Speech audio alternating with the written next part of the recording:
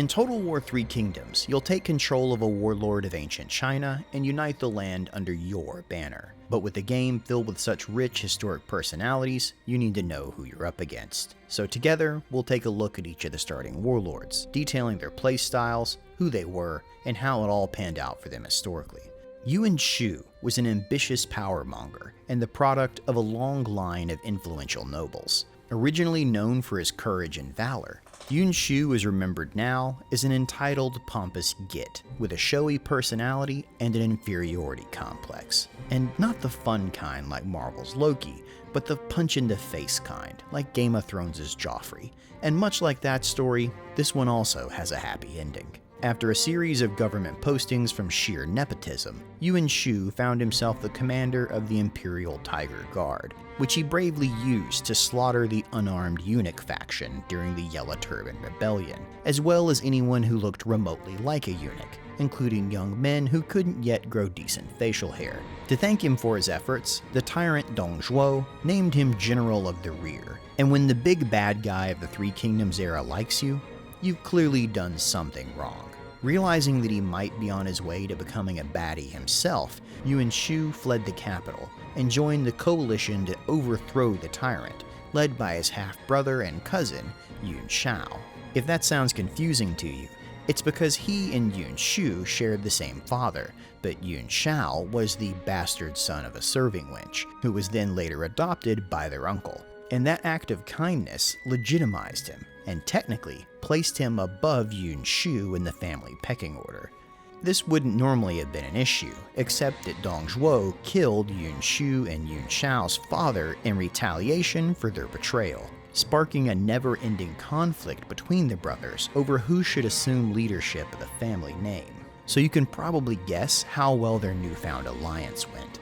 Yuan Shu's secret weapon in this campaign was his vassal Sun Jian, who was rapidly gaining a name for himself as a brave and capable commander. Too rapidly for Yuan Shu's taste, as this campaign was supposed to put him in a good light with his family. So he decided to cut off Sun Jian's supply line and stop him from liberating the imperial city of Luoyang until Yuan Shu could join him. By the time the coalition did arrive, Dong Zhuo had escaped, and the city was looted and burned to the ground. But in the ashes, Sun Jian discovered something that would change both their lives: the Jade Imperial Seal of the Emperor. You'll begin the game just after its discovery in AD 190, and take control of Yuan Shu as he works to leverage his status and money-making abilities to become the new Emperor of China. You'll do this with his legitimacy mechanic, a resource that as you gather it, gives bonuses to all income, a public order boost, and the prestige necessary to advance through the faction ranks. You can earn more legitimacy automatically by having vassals, or through his unique support legitimacy option on the diplomacy screen, which asks other factions to recognize your claim as emperor. Yuan Shu also starts the game able to forge military alliances, thanks to his legitimacy, something other factions don't unlock until higher ranks. But legitimacy isn't something you can just hoard.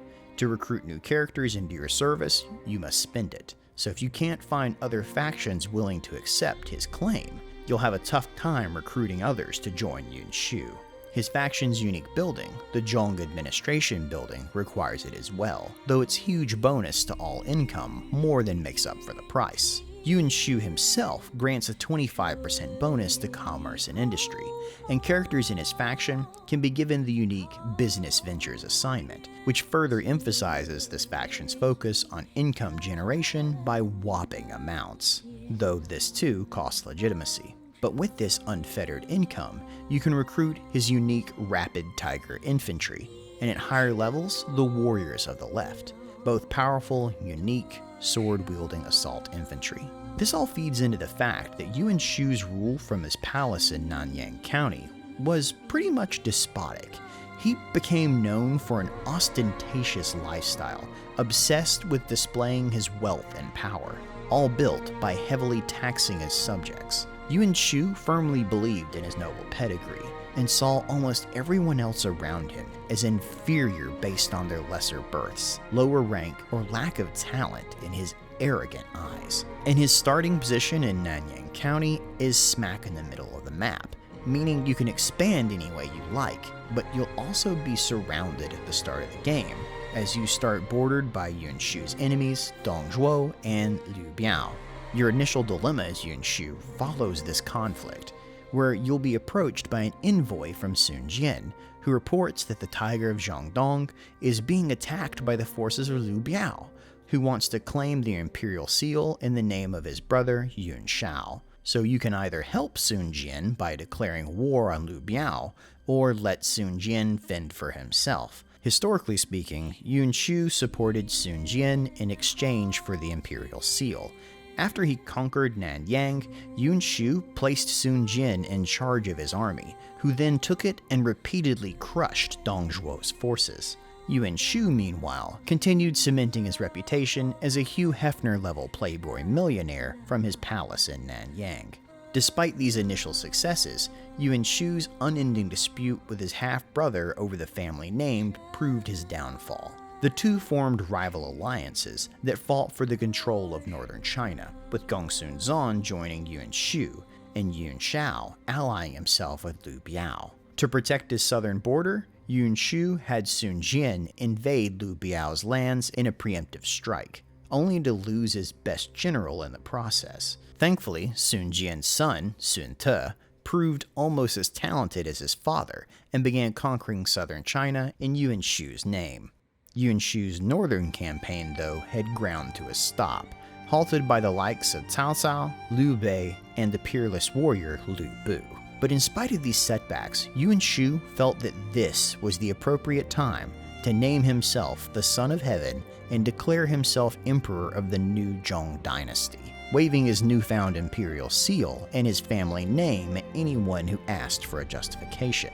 This audacity painted a target on his back and put the same idea into the head of every other warlord, so that soon even his most ardent followers were abandoning him, including Sun Te, who decided that maybe southern China would fare better not under the rule of an arrogant spendthrift.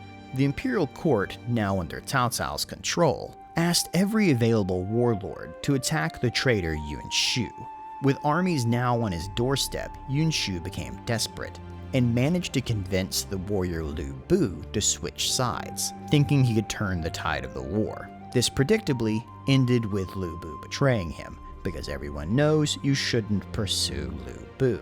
His army defeated and his treasury empty, Yuan Shu knew he couldn't resist an invasion or suppress the coming rebellions. So instead of giving up, he burned his palace complex to the ground and escaped to the hills, only to find that no one was willing to shelter him. Now truly desperate, he wrote to his half-brother Yuan Shao and promised to hand over the Imperial seal if he would help him. Despite all the bad blood between them, Yuan Shao agreed, and even sent his own son as an escort to bring his half-brother back. But he was intercepted by Liu Bei, and Yuan Shu was forced to retreat and take shelter in a small village, penniless, and forced to live off the scraps of others, until he finally died the next year of disease, an emperor only of fleas and lice. So what kind of player is Yuan Shu for? Normally at this point, I make some sort of grand statement about the inner nobility of each character, but Yuan Shu really is just the worst, with a playstyle designed around accumulating lots of money and then using it to pay others to agree to let you be emperor, all while living in ridiculous luxury while your subjects suffer. So instead, let's talk about his gameplay. He's for the player who wants a challenge from the start to the finish, where your only friend will be cold hard cash, and you'll need to hustle others into accepting your legitimacy, and then leverage them in the wars to come, with the end goal being a new Imperial dynasty. So that's Yuan Shu.